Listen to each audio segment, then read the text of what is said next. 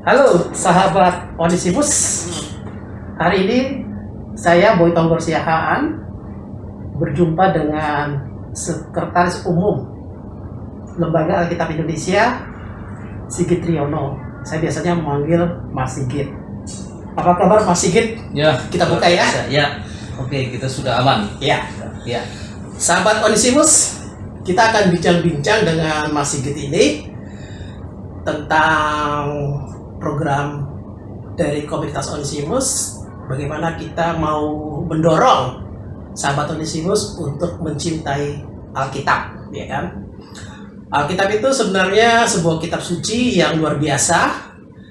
Kalau kita bisa meresapi kitab suci itu, maka kehidupan kita banyak diubah. Nah, saya mau sedikit bincang-bincang dengan Mas Sigit.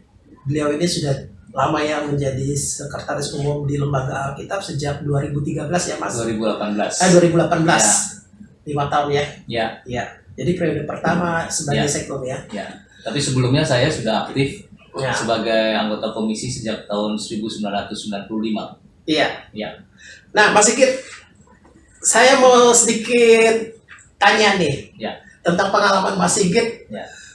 Bagaimana bergaul dengan firman Tuhan, Ya. khususnya secara rutin membaca Alkitab. Ya, saya ceritakan dulu ya latar Ya. belakang kehidupan saya. Oke. Ya, saya dibaptis pada umur 9 tahun. 9 tahun ya. Waktu itu bersama dengan orang tua saya yang memang baru dibaptis itu tahun 73, dan sejak itu saya merasa dibimbing oleh Roh Kudus lah kira-kira ya. Belakangan saya baru memahami hal itu, dan Tuhan sendiri yang membimbing saya bagaimana saya harus belajar tentang firman Tuhan, Iya. ya, datang di sekolah minggu. Dan seingat saya waktu saya setelah CD pada tahun 2000, pada tahun 1981 saya CD ya.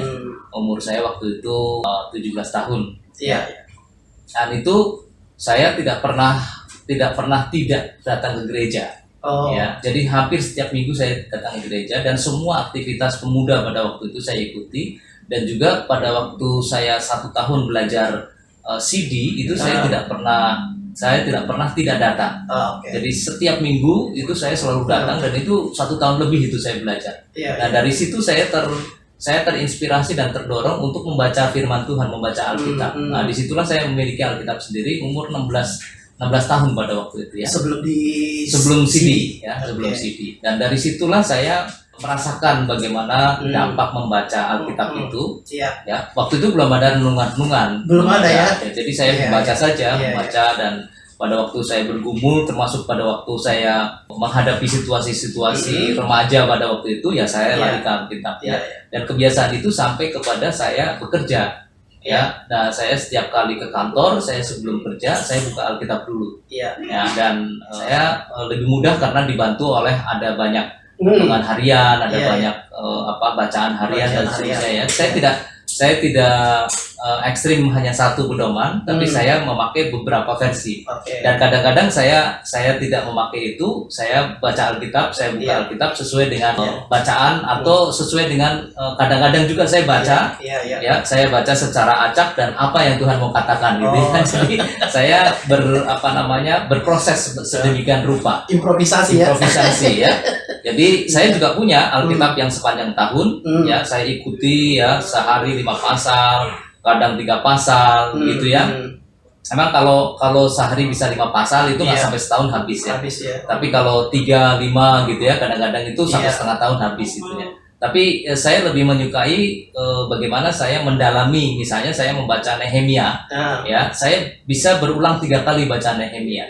menarik ya. Ya, Sangat menarik kayaknya. sangat menarik Iya. ya, cerita tentang Nehemia misalnya gitu. Jadi kalau ditanya tentang bagaimana pengaruh ya, bagaimana dampak Iya. membaca kitab suci, membaca firman Tuhan terhadap kehidupan saya, ya sangat positif. Dan Iya. saya paling utama adalah dikuatkan.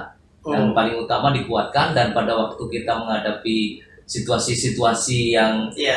perlu pegangan, kita punya pegangan. Ya, ada Iya. ilustrasi yang bagus ya.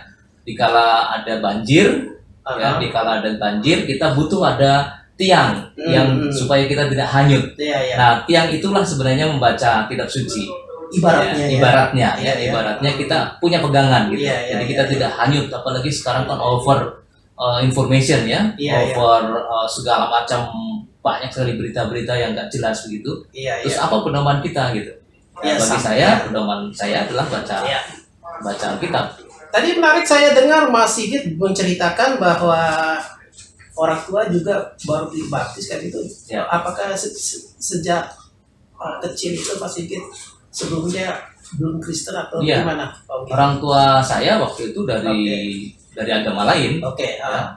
Jadi memang mereka baru mengenal Tuhan dan dibaptis pada tahun 73 itu. Ah. Ya, di mana saya umur 9 tahun dan saya berempat ya dengan saudara-saudara saya ikut dibaptis. Iya, Nah, iya. adik saya yang lahir tahun 75, dialah yang sudah lahir di keluarga Kristen. Oh, Ya, tapi gitu. 4 kakaknya itu tidak. 4 Oke. kakaknya itu sebelumnya ya dengan apa namanya tradisi lah. Tradisi ya. Ya, tradisi keluarga besar bapak saya, keluarga besar ibu Iya, saya yang iya. memang belum mengenal Tuhan. Tadi Mas Sigit mengatakan sempat membaca Alkitab 1 tahun habis ya dibaca. Ya, 1 tahun lebih. 1 tahun lebih Ya. habis ya dibaca. Ya. Nah, apakah baru sekali itu Mas Sigit membaca Alkitab dari kitab Kejadian 1 ayat 1 sampai Wahyu? Nah, apakah selesai satu kali 1 tahun selesai membaca Alkitab baru 1 kali itu atau mungkin ada beberapa kali Mas Sigit? Sebenarnya begini, saya karena acak. Oh, acak. Ya, karena acak saya tidak pernah Menghitung. punya target, tidak Oke. pernah punya target baca Kejadian sampai Wahyu gitu. Saya pernah mengikuti yang Alkitab sepanjang tahun itu Oke. 1 tahun sebenarnya Oke, targetnya ya. Iya, iya. Tapi saya ikuti 1 tahun lebih.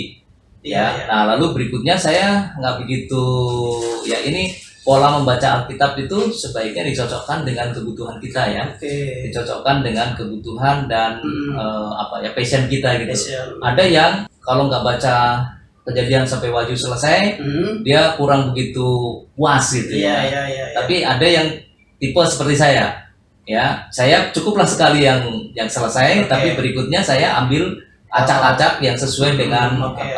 apa ya pendalaman saya, misalnya eksplorasi tadi ya Nehemia ya, Oke. eksplorasi Yunus ya, lalu kemudian surat-surat Paulus ya, itu ada aspek-aspek yang memang bagi saya itu lebih lebih menguatkan saya, dan juga ada hubungan dengan aspek-aspek kebutuhan pekerjaan Iya. dan kebutuhan tugas kira-kira gitu. Apa yang berkesan dari 66 kitab itu? Mungkin Mas Sigit terkesan pada kitab misalnya Mazmur kayak itu atau punya sesuatu yang berkesan dari Iya. salah satu kitab atau beberapa kitab. Kesan pertama adalah dari Kejadian sampai Wahyu itu menunjukkan bahwa Tuhan mencintai manusia. Ya, secara umum yang diceritakan Kejadian Oke. sampai Wahyu itu kesimpulannya adalah Tuhan tidak pernah meninggalkan manusia. Walaupun manusia meninggalkan Tuhan. Tuhan tidak pernah tidak sayang kepada manusia. Oke. Jadi Tuhan amat sangat cinta, amat sangat sayang, tidak pernah meninggalkan manusia, dan kemanapun dalam situasi apapun ya, Iya. Tuhan selalu ingin menunjukkan kasihnya kepada manusia. Oke. Lalu yang kedua, Alkitab itu sangat jujur. Nah ini. Alkitab itu sangat jujur. Jadi kejujuran Alkitab itu adalah menceritakan segala macam hal ya tentang kebaikan manusia, tapi Iya. juga ketidakbaikan manusia. Iya, Jadi iya. semua yang ada di Alkitab ya itu adalah cerminan manusia yang memang kondisinya tidak ditutup-tutupi. Iya, iya. Ya, semua yang manusia bisa sangat memuja Allah, tapi berikutnya juga manusia bisa sangat meninggalkan Allah. Iya, iya. Gitu ya. Dan itu diceritakan ya. Iya. Lalu yang ketiga, memang ada kisah-kisah tertentu ya yang bagi saya membuat saya terkesan dan Iya. mendalam gitu ya. Jadi misalnya tentang Nehemia. Iya, Nehemia itu salah satu buku, salah satu cerita yang favorit Iya. saya gitu ya. Lalu kemudian tentang perjalanan Yunus ya, itu juga merupakan sesuatu yang ada cerita-cerita lucunya lah dalam tanda kutip ya. Iya, iya. Jadi ada cerita-cerita Betul, ya. lucunya ya. Jadi Iya. Yunus itu menceritakan sesuatu yang betapa kasihnya Allah sehingga Ah, Allah pun memahami manusia yang suka bercanda kira-kira gitu ya. Iya, Dan iya, itu iya. berkesan. Nah, tentu Iya. saya juga sangat berkesan dengan Injil ya. Iya, iya. Dengan Injil karena Iya. di dalam Injil itu betul-betul memang janji janji Allah yang dari sejak semula dari kejadian Iya. itu diwujudkan, dikonkretkan, ya. Lalu Oke. kemudian dilanjutkan oleh surat-surat Paulus yang sangat luar biasa. Nah, Mas Sigit, ini kan kami dari komunitas Onesimus sedang membuat sebuah kegiatan namanya ACA, Aku Cinta Alkitab. Hmm. Jadi sebenarnya ini untuk mendorong kita, sahabat Onesimus, makin mencintai Alkitab dengan rutin membaca Alkitab. Ya. Meskipun memang ya ada juga orang yang sudah pernah rutin 1 tahun membaca Alkitab sampai selesai, tapi mungkin ada juga yang belum, ya mungkin bisa didorong untuk bisa lebih. Tapi itu sebenarnya programnya tujuannya sebenarnya supaya mereka lebih mencintai Alkitab itu, firman Tuhan itu. Ya. Nah, bagaimana menurut Mas Sigit? Apakah bisa memberikan saran kepada kami gini ya, komunitas Onesimus, apa yang mesti bisa kami kerjakan atau lakukan supaya bisa makin mencintai Alkitab sebagai tidak hanya sekadar membaca begitu aja selesai, tapi juga ada sesuatu yang apa ya, makna yang bisa meresap dalam kehidupan kita gitu. Gimana Mas? Jadi gini, LAI itu ini kebetulan ada di sini ya. Iya. LAI itu punya produk Alkitab Jurnal namanya. Wow. Ya, Alkitab Jurnal. Ini Alkitab yang Jurnal. saya tadi mengatakan bahwa saya tipe yang lebih suka membaca Alkitab dan coret-coret. Ya, jadi ini ada bisa dipakai coret-coret. Oh, jadi nggak di tengah, di dalam. Ya, jadi tidak. Biasanya kan digaris-garisin sini ya. Tidak, tapi dicoret-coret kayak ini Iya. saya ya. Oke. Ini kalau kita ada yang punya bakat seni gitu, bisa Bisa dicoret di gambar. sini, gambar gitu ya. Bisa kasih catatan gitu ya. Jadi bisa di stabilo sekaligus dikasih coretan. Coretan, Ya. catatan.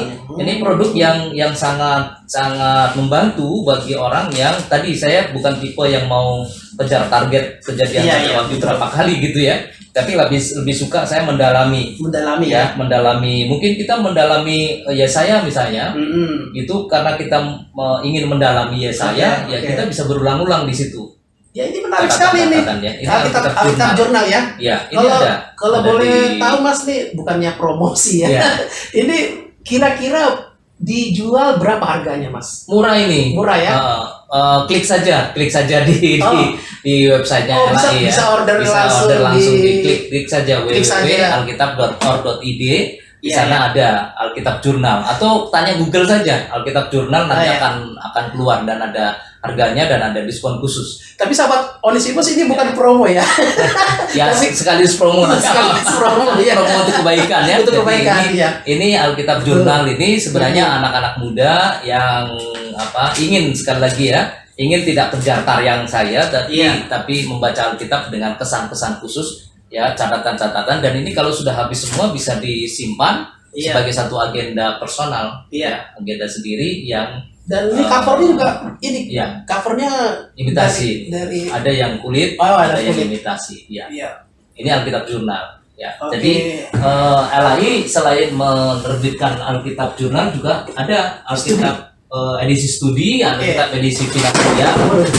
Iya. Ya, ada Alkitab edisi finansial ini adalah Alkitab di mana ada banyak Versi. isinya, ayat-ayatnya yang diberi tanda di stabilo. Oh, ini Alkitab studi. Enggak, ini Alkitab biasa. Biasa. Alkitab biasa, Tapi sudah dikasih ya stabilo. dikasih stabilo yang berhubungan dengan pengelolaan keuangan. Oh, gitu. Ya, ini pengelolaan keuangan ya. Alkitab finansial. Ya. Jadi buat sahabat Onesimus yang doyan otak-atik finansial boleh nih. Ya, ini Bisa. finansial. Kalau ini kulit asli ini ya. Kulit asli ya. Kulit asli ya. Jadi ini bisa menjadi satu alternatif bagaimana mencintai Alkitab dengan topik-topik finansial. Juga ada topik keadilan ya. Oke. Ada Alkitab edisi hidup sejahtera berkeadilan. Ah. Itu juga ada ayat-ayat yang mengungkapkan tentang topik-topik kesejahteraan dan keadilan. Kalau ini ya, ini ada dilengkapi lebih dari 2000 ayat yang berbicara tentang kegiatan mengelola keuangan menurut Alkitab.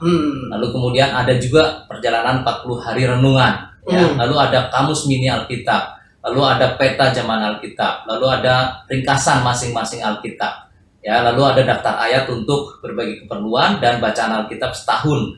Iya. Ya, jadi ini lengkap sekali bisa digunakan untuk lebih dekat dengan Alkitab. Kalau mau tipe yang membaca Alkitab setahun, Iya. itu bisa digunakan. Kalau mau tipe yang coret-coret Alkitab Jurnal. Iya. Saya juga waktu dulu saya masih mahasiswa teologi di STT Jakarta, sempat waktu itu lembaga Alkitab akan menerbitkan Alkitab Studi. Jadi waktu itu sudah sebenarnya tahun Sudah. 2010 itu terbit. Iya. 2010. Jadi waktu itu saya pesan duluan sebelum dicetak. Jadi Iya. kebetulan dapat diskon, lumayan diskonnya Iya. 50% waktu itu. Iya. Kalau order pesan duluan, Iya. pesan duluan, Pre-order ya. Pre-order, pesan duluan, bayar. Nanti tunggu katanya sebulan kemudian baru dikirim ke rumah gitu ya. Nah itu menarik sekali, Alkitab Studi saya udah lihat itu sangat membantu sekali. Sangat membantu. Alkitab edisi studi ada keterangan sejarah. Tapi saya lihat juga selain membantu buat mahasiswa teologi, juga buat umat jemaat yang awam juga cukup membantu. Saya lihat-lihat gitu ya Alkitab Studi. Wah ini menarik sekali. Jadi khususnya guru-guru sekolah minggu ya. Guru-guru sekolah minggu atau penatua yang punya tugas membawakan renungan atau PA ya. PA. Iya seperti itu. Ya, nah, ini menarik sekali ya Mas Sigit. Saya mau berlanjut lagi Mas. Ya. Kita juga ada satu program namanya Gereja Pusat Belajar. Jadi ini sebenarnya kegiatan kita itu terkait dengan gereja sebagai pusat belajar. Jadi gereja sebagai pusat belajar itu bagaimana mendorong umat menjadikan gereja sebagai tempat untuk belajar gitu. Jadi misalnya bisa aja masing-masing membentuk kelompok gitu kan. Apakah itu kelompok ya satu wilayah gitu kan untuk program acak atau yang mendalami suatu pelayanan seperti itu. Nah, gimana Mas Sigit melihat bahwa sebenarnya gereja itu sebagai pusat belajar? Apakah pengalaman Mas Sigit melihat gereja itu sejauh ini bagaimana gitu? Ya kalau di refleksi kehidupan saya dalam bergereja, ya sudah pastilah saya belajar tentang kekristenan, belajar tentang firman Tuhan, belajar tentang bagaimana dekat dengan Tuhan yang melalui gereja, ya baik melalui sekolah minggu waktu itu sempat mengikuti tidak lama ya, lalu melalui katekisasi, melalui latihan minggu, lalu kemudian juga belajar berorganisasi, bagaimana mengkoordinir pemuda gereja, ya lalu bagaimana belajar ber-PA ya, jadi pemahaman Alkitab. Kalau sekarang kan di gereja kami itu kan setiap Senin malam ya, itu pembelajaran juga. Lalu kemudian juga melalui semua aktivitas kebaktian rumah tangga, melalui juga seremonial ulang tahun teman ya, lalu kemudian wedding, lalu memakamkan orang, semua yang dilakukan gereja adalah sebenarnya isinya pembelajaran, ya, pembelajaran bagaimana mendewasakan kita secara iman gitu. Kalau misalnya saya datang ke pernikahan misalnya, itu mengingatkan saya ulang kan, bagaimana janji nikah gitu ya. Itu kan pembelajaran juga gitu ya. Dulu baptis, meskipun anak-anak saya sudah dewasa, tapi saya datang acara pembaptisan itu juga mengulang, mengingatkan ulang supaya bagaimana kita bisa mengawal sesama jemaat dekat dengan Tuhan. Terutama pas lagi itu Mas, kalau ada ibadah pemakaman. Nah, itu kan bagaimana kita belajar menyiapkan diri untuk persiapkan gitu. Ya, jadi saya kira memang gereja itu tempat pembelajaran untuk tak terbantahkan. Nah, kita juga begini Mas Sigit. Komunitas Onesimus juga sedang mengumpulkan Alkitab bekas ya dari sahabat-sahabat Onesimus dan juga sahabat-sahabat yang lain. Nah ini nanti Alkitab bekas yang sebenarnya bukan Alkitab bekas, Alkitab yang layak pakai lah, sama seperti kayak pakaian layak pakai gitu. Artinya Alkitab itu masih bisa dibaca dan kondisinya masih baik lah gitu ya, tidak ada yang sobek atau agak sedikit rusak gitu ya, tapi kondisinya sudah baik. Nah kita akan kumpulkan ini, nanti kita akan distribusikan Alkitab ini ke gereja-gereja terpencil atau gereja-gereja yang di pelosok-pelosok, kita akan bantu gereja-gereja itu supaya mereka juga punya punya Alkitab, dan umat juga bisa membaca Alkitab dengan rutin ya, seperti itu. Saya dulu pernah, memang kami juga dulu pernah ke Kalimantan waktu itu, bawa 2 tas gede gitu kan, ada sekitar 50 Alkitab kita bagikan. Wih, itu luar biasa sekali. Jemaat gereja GKE ya waktu itu, kami di daerah pos, mencapai lokasi itu aja kita harus naik perahu, terus kemudian masih jalan lagi ke dalam, dan ketika mereka menerima Alkitab itu, waduh, mereka luar biasa sekali. Tapi gini, bukan apa ya? Iya. Sebaiknya yang diberikan itu yang baru lah, jangan yang Iya, betul sih. yang bekas ya. Jadi Lembaga Alkitab Indonesia untuk itu kita punya program juga. Oh gitu. Ya, Oh bisa ini tahu, bisa kerjasama lah. Bisa. Jadi Ya? setiap tahun kita mencari donasi. Setiap tahun kita mencari donasi untuk pengadaan 155.000 Alkitab baru. Wah, ini menarik ini. Alkitab baru untuk dibagikan ke lokasi-lokasi yang sudah kami survei lebih dulu. Oh. Ya, jadi setahun lalu kami sudah survei, menentukan 16 lokasi tahun ini yang akan kami bagi-bagi. Iya. Gitu ya. Dan setiap tahun Lembaga Alkitab Indonesia itu menerima ratusan permohonan permintaan Alkitab. Oh, gitu. Nah, dari ratusan permohonan Alkitab itu kita survei. Kita survei mana lokasi. Tahun lalu itu 16 lokasi ya. Iya. Meskipun eksekusinya nggak sampai 16 karena pandemi kan. Iya. Tahun ini kita tentukan ada 16 lokasi lagi, dan itu semecil seperti yang kamu ceritakan tadi ya. Kita masih naik pesawat, turun naik lagi, mobil, turun naik perahu, jalan kaki gitu ya. Iya. Dan itu memang hasil survei kami menunjukkan memang ada banyak daerah-daerah terpencil yang membutuhkan itu, dan kami tidak pernah membawa Alkitab bekas. Kami selalu baru membawa ya? Alkitab baru. Ya berarti kita koreksi ya. Jadi bagaimanapun teman-teman yang di daerah terpencil juga punya hak untuk mendapatkan Alkitab baru ya. Jadi memang pernah ada yang punya usulan seperti itu, silakan saja, tapi LAI tidak seperti itu. Di samping memang LAI punya percetakan kan. Nah, kalau misalnya ada Alkitab yang sudah tidak dipakai mau direstorasi, LAI bisa menerima.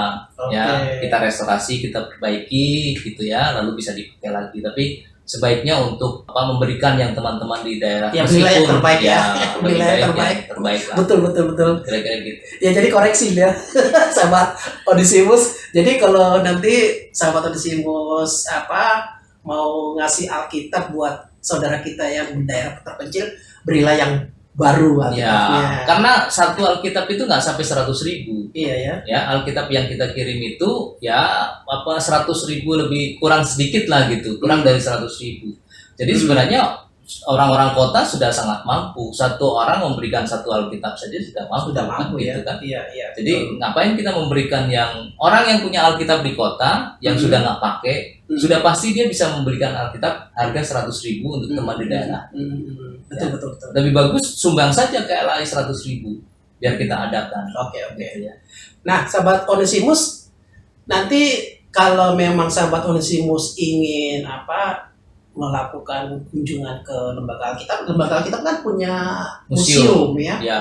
Museumnya di lantai 2 Salemba ini atau ya, ada Salemba Raya 12. Ada juga di tempat lain. Nggak ada, di cuma sini. Di sini aja. Ya, di sini. Nah, ini menarik sahabat Onesimus. Kapan-kapan kita perlu berkunjung ke Lembaga Alkitab, museumnya, untuk melihat di situ apa yang bisa kita lihat, Mas. Ya, sedikit inilah bocoran gitu. Jadi ada nama programnya itu ada paket wisata Alkitab. Paket wisata Alkitab. Ya, paket wisata Alkitab itu kita selenggarakan secara virtual pada waktu pandemi kemarin ya. Ini baru 2 bulan lah kita aktif ya. Belum sampai 2 bulan kita aktif buka perpustakaan dan museum. Jadi di situ ada kisah perjalanan bagaimana Alkitab itu ditulis.